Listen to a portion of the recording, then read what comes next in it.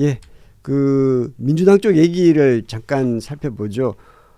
강선우 무소속 의원이 2022년 지방선거 공천관리위원회 회의에서 김경 전 서울시 의원 공천을 아주 강하게 주장했다는 증언이 나오고 있어요. 예, 김경시 의원이나 그와 관련된 사건 그런 정황들은 2022년하고 2023년을 구분해서 말씀을 드려야 할 것 같은데 어제까지 말씀드린 대목은 주로 2023년 강서구청장 보궐선거와 관련된 내용이고 오늘 말씀드릴 내용은 2022년 4월 22일 애초에 문제가 불거졌던 상황을 말씀을 드리는 겁니다. 2022년 지방선거에서 민주당 서울시당 공천관리위원이었습니다. 강선우 의원이 그 해에 4월 22일 서울시당 공관위 회의에서 애초 전해진 것보다 훨씬 더 김경 서울시 의원 공천을 주장했던 것으로 이렇게 밝혀졌는데요. 원래대로라면 뭐 그런 공천과 관련된 자리에서는 아주 건조하게 이야기가 오가기 마련이거든요. 왜냐하면 공관위에서 누군가를 적극적으로 추천하는 것도 의혹을 살만하고 또 누군가를 적극적으로 반대하는 것도 또 물음표가 찍힐만 해서 정말 건조하게 누군가가 갖고 있는 이력을 가지고 토론하는 것이 상례인데 당시에 이 공천 과정을 잘 아는 관계자가 한겨레 이렇게 얘기한 겁니다. 강선우 의원이 내가 강서갑 지역위원장인데 추천도 못하냐 이렇게 울고불명하면서 김경시 의원을 추천을 했다라고 하는데 당시 분위기는 너무 강한 톤이어서 공관위원들이 혀를 내두르면서 그러면 알아서 하라라는 이런 분위기까지 생겼다는 거예요. 그리고 그 정도가 이건 다른 관계자들 이야기입니다. 슬프게 우는 정도가 아니고요. 화를 내면서 이렇게 울고불고해서 회의장 바깥까지 다 들렸던 이야기여서 당시 상황이 사실은 이제 민주당 내에서는 어느 정도 알려져 있던 상황인데 이제야 조금씩 좀 더 알려지는 그렇게 그런 상황인 것 같습니다. 저를 보십니까? 예. 그러고도 남았을 것이다라는 생각이.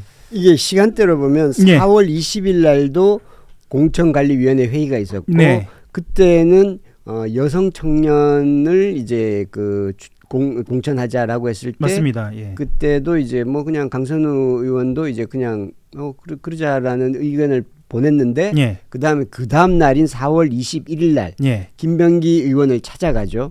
그러면서 그 녹취 내용이 나오는 거고 거기서 살려달라는 1억을 받았다는 얘기를 하는 거고 그리고 그 다음 날 4월 22일 날 공천관리위원회에 찾아가서 태도를 완전히 바꿔서 이제 김경시 의원이 해야 된다.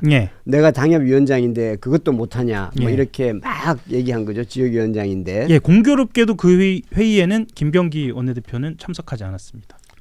그렇기도 하고요.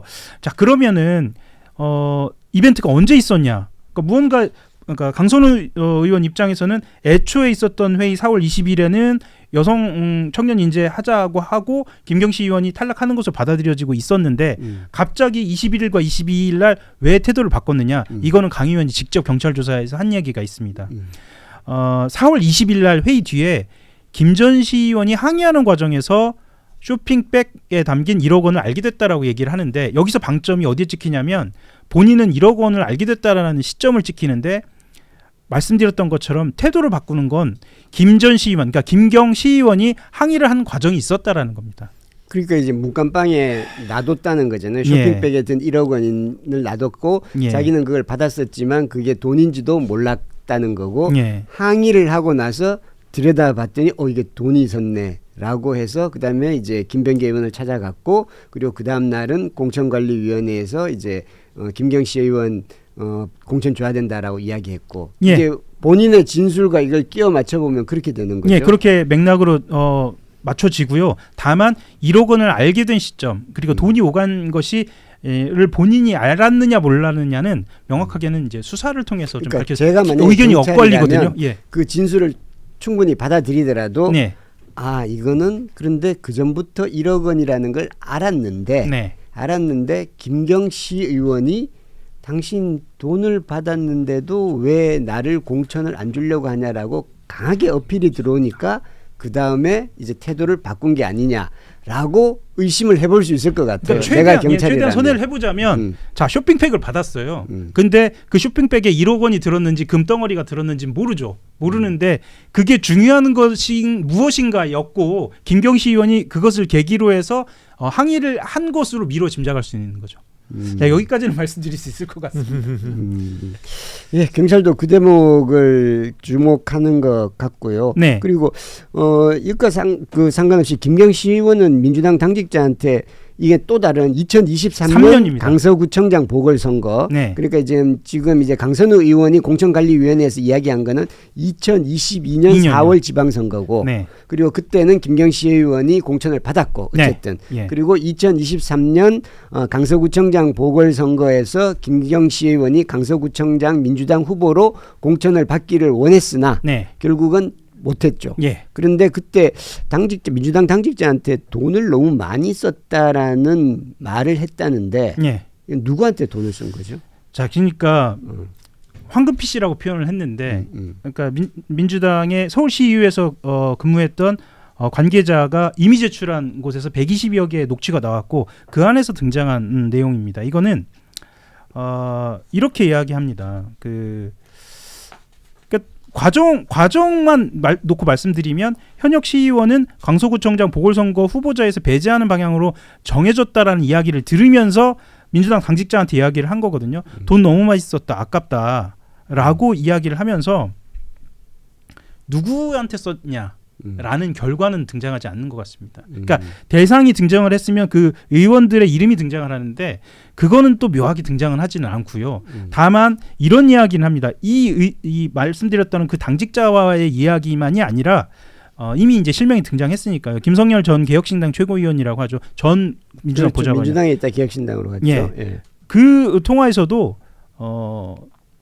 어떤 당직자를 이야기하면서 돈을 달라고 해서 잔뜩 줬다라는 취지로도 이야기를 한 것으로 보면, 자, 공천을 받으려고 합니다. 당직자한테 돈을 줍니다. 그러면 그 당직자가 결정할 수 있는 권한을 갖고 있지는 않죠. 보통은 공관위원이나 공관위에 참석한 사람들이나 거기와 관련된 의원들, 그리고 거기에 영향을 행사할 수 있는 이제 이 과정에서 등장하는 최고위원들, 당시 최고위원들이 등장하는데 그 사람들과의 연관성은 충분히 추론할 수 있고 이것에 대해서도 경찰이 지금 수사하고 있는 것으로. 저는 이해가 안 되는 게 네. 돈을 뭐 줬을 수도 있고 안 주고도 줬다고 말할 수도 있는데 네. 그거를 당직자한테 이런 이야기를 왜 하죠? 왜냐하면 이게 돈을 줬다는 거는 불법이고 그리고 나중에 이제 경찰이 수사 대상이 될 수도 있는 건데 그 얘기를 왜 나 돈 많이 썼다고 얘기하죠? 두 가지인데요. 하나는 본인의 성정이 원래 그렇고 또 하나는 이 말을 하는 상대방의 당직자가 만약에 이것도 뭐 추론의 영역입니다만 김경시 의원은 그만큼 한 몸처럼 움직였다라고 하면 애초에 상의를 했고 그 결과까지 이야기하는 관계였다라고 볼 수도 있는 거죠. 이것에 대해서도 수사로 밝혀져야 할 것 같습니다. 이런 식의 정치 지망생들이 있습니다. 20년 전에 있었습니다. 근데 저는 한 20년 동안 없어졌다고 봤거든요. 예. 근데 이제 이게 다시 이런 식의 이른바 동공천에 의한 정치가 음습한 곳에서 생겼다고 보는데요. 첫 번째 이유는 이해 당사자들이 공간에 들어가 있어서 그래요. 제가 지금 이거 진짜 소추라도 하나 만들어 주셨으면 좋겠는데 제발 이번 지방선거부터라도 현역 국회의원, 지역위원장, 공심위원회에서 배제하십시오. 이해 당사자들이 들어오면 유혹이 흔들릴 수밖에 없습니다. 그리고 또 하나는 시대 인재 유감이다. 이런 어디 학원 이런 것 같은데. 이제 아주 의대 많이 보내는. 네네네 저기. 강선우 의원 장관 낙마했을 때 제가 실드 치지 않았거든요. 그래서 제가 엄청나게 비판을 받았는데 왜냐하면 이럴 개연성들에 대한 두려움이 있었거든 거예요. 과거에 이제 민주당이 민주화운동 세력이라든가 또는 그 고위 관료들이 많이 들어왔어요. 이런 분들은 과거에 전사가 무엇을 했는지 다 압니다. 근데 외부의 전문가라고 들어오는 분들은 예쁘게 경력 관리되어 있었지만 어떤 품성인지 어떤 공동체적인 인식을 갖고 있는지 절차적 민주주의에 대해서 이해도가 있는 이런 건 검증이 안 돼요. 그런 사람들이 들어옵니다. 그런 사람들이 들어와 가지고 뭐 국회의원이 되고 공심위원이 되는 상황에서 이런 유혹들이 왔을 때 훈련되지 않았기 때문에 이런 것들에 대해서 흔들리고 도덕적 관념이 없거든요. 실제로 고위 관료라든가 민주화운동을 하지 않은 분들이 그런 경향이 있습니다. 뭐 극소수입니다만은 그렇다 보니까 이렇게 유혹이 흔들려 버리는 거예요. 이 정말 인재 유감입니다. 인재 유감. 예, 알겠습니다. 예.